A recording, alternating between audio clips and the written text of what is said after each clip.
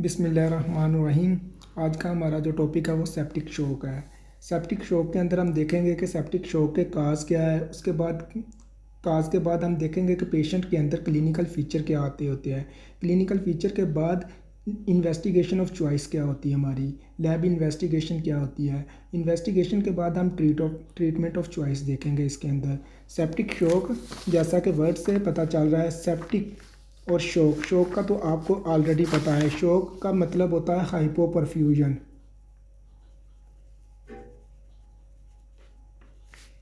Hypoperfusion hypoperfusion मतलब ये है कि decrease blood supply of body organs including systems. ऐसा शॉक एक ऐसी कंडीशन है जिसके अंदर ब्लड सप्लाई, बॉडी के डिफरेंट ऑर्गन्स को ब्लड सप्लाई कम हो जाती है। और सेप्टिक सेप्टिक का याद रखें, जहाँ पर भी लफ्ज़ आ जाए इसका मतलब होता है किसी चीज़ का इन्फेक्शन हुआ पड़ा है। तो इससे हमें ये पता चला कि सेप्टिक का वर्ड शो इन्फेक्शन के लिए यूज़ किया जाता है। तो इससे हमें ये पता चल रहा है कि ऐसा कोई भी इन्फेक्शन जिसकी वजह से बॉडी के डिफरेंट ऑर्गन्स को ब्लड सप्लाई कम हो जाए, तो ऐसी कंडीशन को हम सेप्टिक शॉक कहते होते हैं। सेप्टिक शॉक जो है ये एक लाइफ थ्रेटनिंग शॉक है।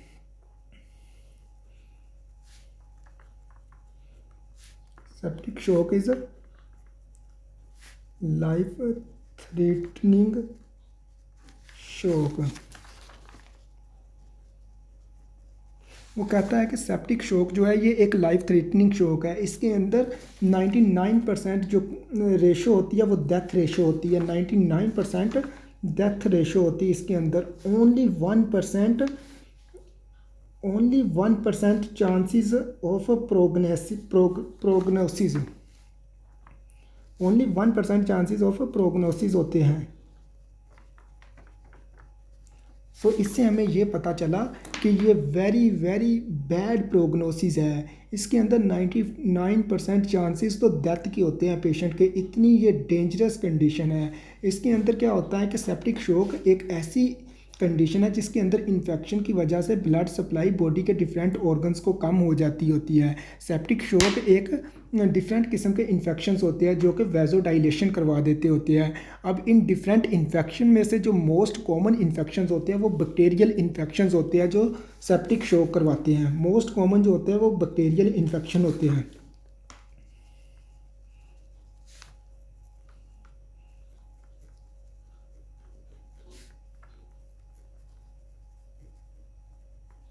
मोस्ट कॉमन जो होता है वो बैक्टीरियल इन्फेक्शन होता है।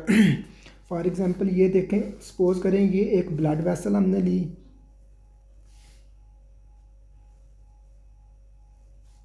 हमें पता है कि ब्लड वेसल्स के अंदर इनर एंडोथेलियल सेल्स होते हैं जो कि क्लोजली टाइटली आपस में अटैच होते हैं।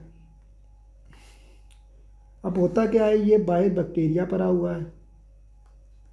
बैक्टीरिया बॉडी में आया बंदे की और उसने आके इन्फेक्शन करवाया। और जब वो बंदे की बॉडी में आया, उसने इन्फेक्शन करवाया और वो ब्लड वेसल्स में आ जाता है, ब्लड में आ जाता है बैक्टीरिया।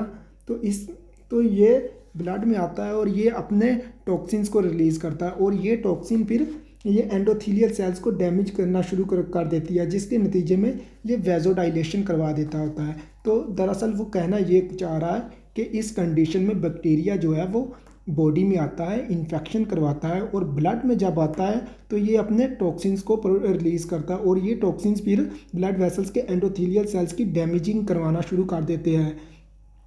तो इस कंडीशन को वेजोडाइलेशन कहते हैं। अब हमेशा याद रखना, बैक्टीरिया जब ब्लड के अंदर आएगा तो इसको हम बैक्टीरीमिया कहेंगे।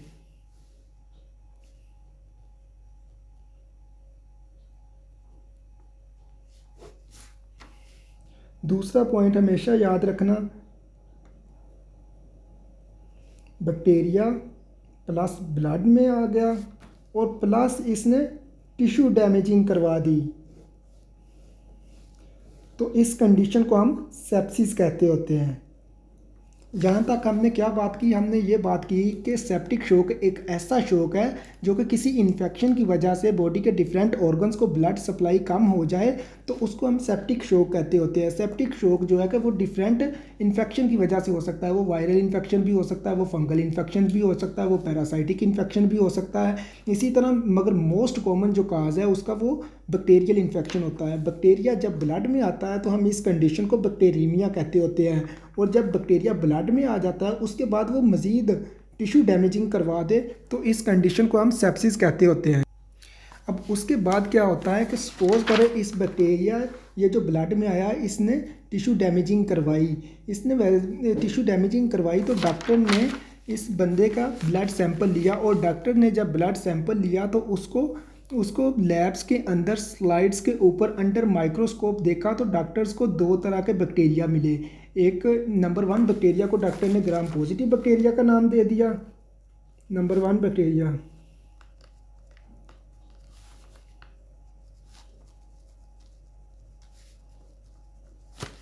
और नंबर 2 बैक्टीरिया को उसने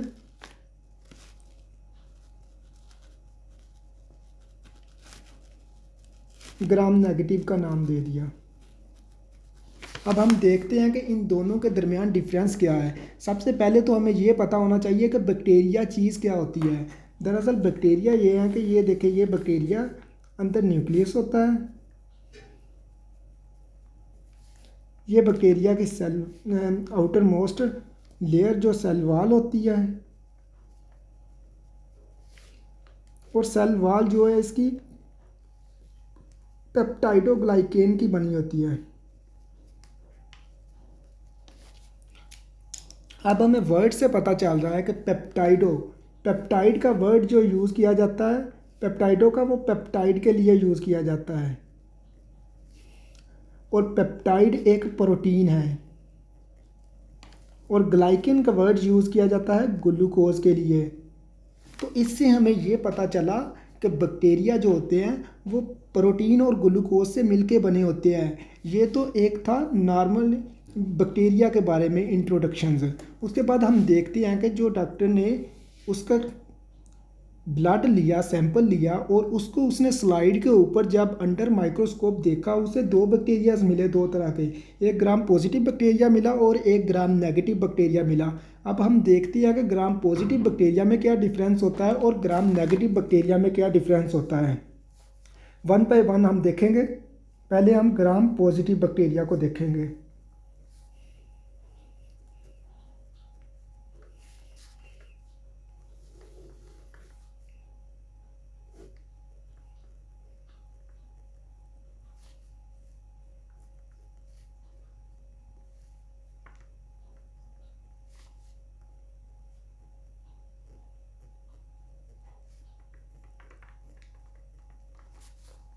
हमें ये तो पता है कि बैक्टीरिया की सेल वाल जो कि पेप्टाइडोग्लाइकेन की बनी होती है, चाहे वो ग्राम पॉजिटिव बैक्टीरिया हो चाहे वो ग्राम नेगेटिव बैक्टीरिया हो। ऐसा बैक्टीरिया जिसकी सेल वाल के गिर्द एक्स्ट्रा कोई लेयर ना हो, ऐसे बैक्टीरिया को हम ग्राम पॉजिटिव बैक्टीरिया कहते होते हैं। ठीक हो गया। उसके बाद ग्राम पॉजिटिव बैक्टीरिया जो होता है ये अपने टॉक्सिन्स को अपनी सेल वॉल के अंदर प्रोड्यूस करता है। जब ये ब्लड वेसल्स के अंदर आता है तो ये अपनी सेल वॉल के अंदर अपने टॉक्सिन्स को प्रोड्यूस करता होता है। ये इसके टॉक्सिन है ये बैक्टीरिया के। जब ये टॉक्सिन इसके प्रोड्यूस हो जाते हैं तो ये इसको अपनी सेल वॉल से बाहर एक्सक्रीट करता है और ये बाहर जाके फिर ब्लड वेसल्स को जो है वो डैमेज करवाते हैं। तो इनको हम एक्सोटॉक्सिन कहते होते हैं। सो ये ग्राम पॉजिटिव बैक्टीरिया के बारे में आपको यहाँ तक तो क्लियर हो गया। और एक मेन डिफरेंस यहाँ तक याद रखें कि gram positive bacteria have no LPS। Gram positive bacteria में लिपोपॉलीसेकेराइड लेयर नहीं होती। उसके बाद हम ग्राम नेगेटिव बैक्टीरिया को देख लेते हैं। ग्राम नेगेटिव बैक्टीरिया को हम देखते हैं। सपोज करें ये न्यूक्लियस है, सेल वॉल है जो कि पेप्टाइडोग्लाइकेन की बनी होती है। उसके बाद ये जो मेन डिफरेंस है ना ग्राम पॉजिटिव और ग्राम नेगेटिव में, ग्राम नेगेटिव बैक्टीरिया की सेल वॉल के गिर्द एक एक्स्ट्रा लेयर होती है जिसे हम लिपोपोलीसेक्राइड कहते होते हैं, जो कि ग्राम पॉजिटिव बैक्टीरिया में नहीं होती है। जब भी आपसे कोई पूछे ना कि ग्राम पॉजिटिव बैक्टीरिया क्या होते हैं और ग्राम नेगेटिव बैक्टीरिया क्या होते हैं, तो आपने मेन डिफरेंस ये बताना कि ग्राम पॉजिटिव बैक्टीरिया की सेल वॉल के गिर्द कोई एक्स्ट्रा लेयर नहीं होती, जबकि ग्राम नेगेटिव बैक्टीरिया की सेल वॉल के गिर्द एक्स्ट्रा लेयर होती है। They will appreciate you. तो यहाँ तक था ये हमारा जो है कि नॉर्मल। और जो ग्राम नेगेटिव बैक्टीरिया अपने टॉक्सिन्स को प्रोड्यूस करता है वो एलपीएस के अंदर करता है, लिपोपोलीसेक्राइड के अंदर, और ये टिश्यू को डैमेज करते हैं और इनको हम एंडोटॉक्सिन कहते होते हैं। अब हमने ये तो कहा कि ये इन्फेक्शन जो है ये वायरस की वजह से भी हो सकता है, ये पैरासाइट्स की वजह से भी हो सकता है। तो इससे हमने ये कहा कि मोस्ट कॉमन जो ये इन्फेक्शन होता है ये बैक्टीरिया की वजह से होता है। 99% जो होता है ये बैक्टीरियल इन्फेक्शन की वजह से होता है, सेप्टिक शॉक। अब देखते हैं कि 99% बैक्टीरियल की वजह से होता है, तो इनमें से जो देखा गया वो जो अब इनिशियल इन्वेस्टिगेशन है उसके मुताबिक, रिसर्च के मुताबिक कहा जाता है कि 99% में से भी 95% जो करवाता है वो ग्राम पॉजिटिव बैक्टीरिया होता है, जो कि सेप्टिक शॉक करवाता है, जो कि वैसोडाइलेशन करवाता है।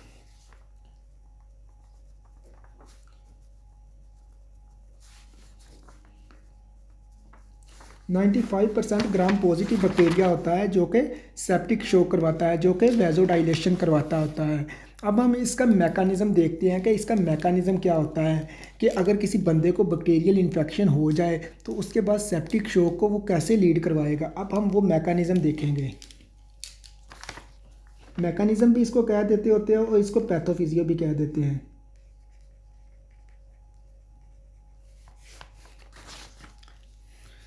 इसका एग्जैक्ट मैकेनिज्म तो अभी तक अनक्लियर्ड है कहते हैं, but when there is gram positive bacteria infection occur,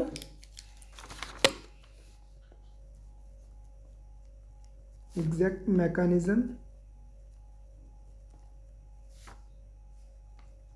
is not clear.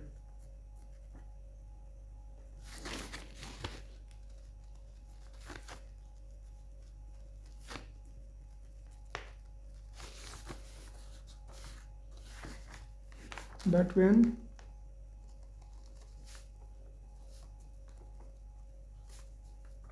gram positive infection occur due to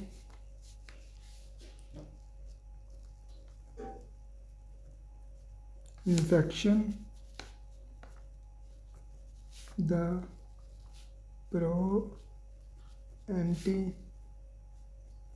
anti-inflammatory response increase and resultant anti-inflammatory response decrease and lead to vasodilation. अब वो ये कहता है कि इसका एग्जैक्ट मैकेनिज़्म तो अभी तक अनक्लियर्ड है। एग्जैक्ट मैकेनिज़्म जो है वो अभी तक अनक्लियर्ड है, मगर ये कहा जाता है कि जब ग्राम पॉजिटिव बैक्टीरिया ब्लड वेसल्स के अंदर आता है ना, तो ये इन्फेक्शन करवाता है और इस इन्फेक्शन की वजह से एंटी इन्फ्लेमेटरी रिस्पॉन्स जो होता है वो इंक्रीज़ हो जाता है और उसके रिजल्टेंट जो एंटी इन्फ्लेमेटरी रिस्पॉन्स होता है और वो डिक्रीज़ हो जाता है, जिसकी वजह से ये वैसोडाइलेशन करवा देता होता है। अब ये देखें सिंपली, सपोज़ करें कि एक ब्लड वेसल्स है। अब ब्लड वेसल्स कोई भी हो सकती है, किसी भी ब्लड वेसल्स में बैक्टीरिया आकर इन्फेक्शन करवा सकता है, उसकी वैसोडाइलेशन करवा सकता है। जैसा कि सेप्सिस हो सकती है, फिर जब वैसोडाइलेशन होगी। अब अगर हार्ट को ब्लड लेकर जा रही है, जिसको हम कोरोनरी आर्टरी कहते हैं, उसमें आके बैक्टीरिया इन्फेक्शन करवा देता है तो उसमें सेप्सिस करवा सकता है, उसकी वैसोडाइलेशन हो सकती है। इसी तरह किडनी की तरफ जा रही है तो किडनी को वो करवा सकता है। इस तरह इसका मतलब ये है कि ये मल्टीपल ऑर्गन्स को ये डैमेज करवा सकता है। और ये मेटास्टेसिस होता है, ये एक जगह पे नहीं रहता, ये लोकलाइज्ड नहीं होता, जिसकी वजह से ये लाइफ थ्रेटनिंग इन्फेक्शन होता है। तो जब ये, मगर हम यहाँ पे सपोज करेंगे एक ब्लड वेसल्स को लेते हैं,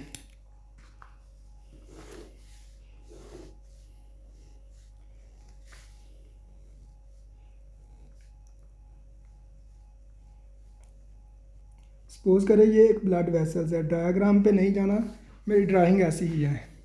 ये एक ब्लड वेसल्स है,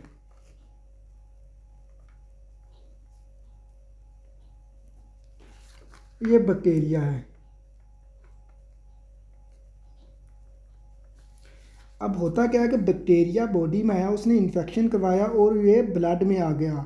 जब ब्लड में बैक्टीरिया आता है तो हम उसको बैक्टीरीमिया कहते होते हैं। ब्लड में जब बैक्टीरिया आया तो उसने क्या किया, अब देखें हमें पता है कि जब ब्लड वेसल्स में ब्लड फ्लो ही नहीं करेगा, ब्लड वेसल में ब्लड जो है वो पेरिस्टालसिस मूवमेंट होती है, कंस्ट्रक्शन और कॉन्ट्रैक्शंस और रिलैक्सेशंस होती है, जिसकी वजह से ऑर्गन्स को ब्लड मिलता रहता है। जब ऑर्गन्स को जब वेसल्स के अंदर जो कि ब्लड जो है वो रुक जाएगा, जब आगे नहीं जाएगा तो ऑर्गन्स को ब्लड नहीं मिलेगा। तो जब ऑर्गन्स को एक पर मिनट के लिए एक इनफ ऑक्सीजन और ग्लूकोज की ज़रूरत होती है। तो जब ब्लड और वेसल से आगे नहीं जाएगा डायलेशन की वजह से, तो हमारे ब्लड के अंदर ग्लूकोज और ऑक्सीजन होती है। तो जब ऑर्गन्स को ग्लूकोज और ऑक्सीजन नहीं मिलेगी तो ऑर्गन्स की जो है वो पर मिनट ग्लूकोज और ऑक्सीजन की डिमांड नहीं पूरी होगी। जब उनकी डिमांड नहीं पूरी होगी तो ऑर्गन्स अपना प्रॉपर वर्क नहीं कर पाएंगे। जब वो प्रॉपर वर्क नहीं करेंगे तो पेशेंट शॉक की कंडीशन में जाएगा। अब सपोज करें कि ये बैक्टीरिया इधर आता है और ये ब्लड वेसल्स में आ गया बैक्टीरिया। उसके बाद क्या होता है ये कि ब्लड वेसल्स में आने के बाद ये इन्फेक्शन करवाता है, ये अपने टॉक्सिन्स को रिलीज़ करता है जो कि ब्लड वेसल्स को डैमेज करते हैं। तो हमारी बॉडी में दो तरह के, एक एंटी इन्फ्लेमेटरी रिस्पॉन्स होता है और एक एंटी इन्फ्लेमेटरी रिस्पॉन्स होता है जो कि हमारे इम्यून सिस्टम्स के पास होता है। एंटी इन्फ्लेमेटरी रिस्पॉन्स नॉर्मली तो एक जो बंदा होता है प्रो एंटी इन्फ्लेमेटरी रिस्पॉन्स और एक होता है एंटी इन्फ्लेमेटरी रिस्पॉन्स।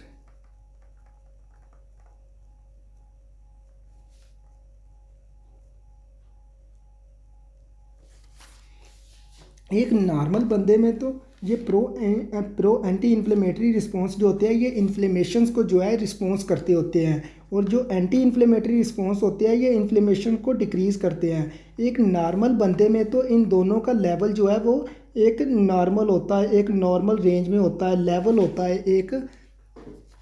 मगर जब एक बंदे में बैक्टीरिया का इन्फेक्शन होगा तो उसके नतीजे में क्या होगा कि प्रो एंटी इन्फ्लेमेटरी रिस्पॉन्स का लेवल जो है वो बढ़ जाएगा और एंटी इन्फ्लेमेटरी रिस्पॉन्स जो है इसका लेवल कम हो जाएगा। ये इसके नतीजे में कम हो जाएंगे, डिक्रीज़ हो जाएंगे। तो ये जो इधर ये कह रहा है डिक्रीज़ हो जाएंगे, तो जिसके नतीजे में फिर वैसोडाइलेशन हो जाती है। देखें जब प्रो एंटी इन्फ्लेमेटरी जो कि इन्फ्लेमेशन को रिस्पॉन्स करते हैं, ऊपर से जब बैक्टीरिया आ रहा है वो इन्फेक्शन करवा रहा है तो इन्फ्लेमेशन ज़्यादा होगी, क्योंकि ये इन्फ्लेमेशन ऊपर से उनको बैक्टीरिया का भी साथी मिल गया। पहले तो ये इसको एंटी इन्फ्लेमेटरी रिस्पॉन्स जो है वो कंट्रोल करके रखता है। फॉर एग्जांपल एक बंदा आया, डाकू आया बाहर से, उसको दो घर वाले थे, उन्होंने कंट्रोल कर लिया। उन्होंने कहा कि भाई हम तुम्हें चोरी नहीं करने देंगे, तू कैसे कर लेगा चोरी। तो इस तरह उसको रोक के रखते हैं। मगर पीछे से उसके दो और साथी आ गए तो वो फिर ताकतवर हो जाएगा, वो कहेगा कि तुम्हारी कैसे हिम्मत हुई कि तुमने मुझे रोक लिया। तो यही हालत इसकी होती है कि नॉर्मल बंदे में तो प्रो एंटी इन्फ्लेमेटरी रिस्पॉन्स को एंटी इन्फ्लेमेटरी रिस्पॉन्स रोक के रखता है, मगर जब बैक्टीरिया आ जाता है तो ये ऊपर से फिर बदमाशी करने लग जाता है, कहता अब मुझे रोक के दिखाओ। तो ये सिचुएशन होती है एक जब बंदे के अंदर इन्फेक्शन होता है। अब हम देखते हैं कि प्रो एंटी इन्फ्लेमेटरी रिस्पॉन्स के अंदर क्या क्या आ जाता है। इसके अंदर हिस्टामीन आ जाती है, सीरोटानिन आ जाती है, उसके बाद ब्रेडिकाइनिन आ जाती है। अब मुझे बताएं, जब बैक्टीरिया का इन्फेक्शन हो रहा है, जब इस बंदे के अंदर बैक्टीरिया का इन्फेक्शन हो रहा है, प्रो एंटी इन्फ्लेमेटरी रिस्पॉन्स का लेवल बढ़ रहा है, तो हिस्टामिन का लेवल बढ़ेगा या नहीं बढ़ेगा? हिस्टामिन का लेवल भी इंक्रीज़ होगा और सीरोटोनिन का और ब्रेडिकाइनिन का लेवल भी इंक्रीज़ होगा। तो हमें बड़े अच्छे से पता है कि हिस्टामिन और ब्रेडिकाइनिन जो होते हैं ये वेजोडाइलेशन करवाते होते हैं। तो जब इस बंदे के अंदर प्रो एंटी इन्फ्लेमेटरी रिस्पॉन्स बढ़ेगा तो इस बंदे के अंदर वेजोडाइलेशन होगी। अब देखें, जब हिस्टामिन और ब्रेडिकाइनिन का लेवल बढ़ रहा है और बंदे के अंदर वेजोडाइलेशन हो रही है, जब वेजोडाइलेशन होगी तो ब्लड जो है वो ब्लड वेसल से इंटरस्टिशियल स्पेसिस में जाएगा, क्योंकि एंडोथीलियल सेल्स के दरमियान स्पेसिस आ गई है, एंडोथीलियल सेल्स के दरमियान स्पेसिस आ गई है, इंटरस्टिशियल स्पेसिस में जाएगा और पेशेंट में एडीमा होगा। जब इंटरस्टिशियल स्पेसिस में जाएगा तो ब्लड वेसल से ब्लड आगे नहीं जाएगा, ब्लड वेसल से जब आगे नहीं जाएगा तो बॉडी को जो बॉडी के ऑर्गन्स को ग्लूकोज और ऑक्सीजन नहीं मिलेगी उनकी रिक्वायरमेंट के मुताबिक, तो बंदे के अंदर शॉक की कंडीशन आएगी। तो याद रखें जब भी इन्फेक्शन होने की वजह से वेजोडाइलेशन हो जाए और ऑर्गन्स को हाइपोपरफ्यूजन हो जाए तो ऐसी कंडीशन को हम सेप्टिक शॉक कहते होते हैं।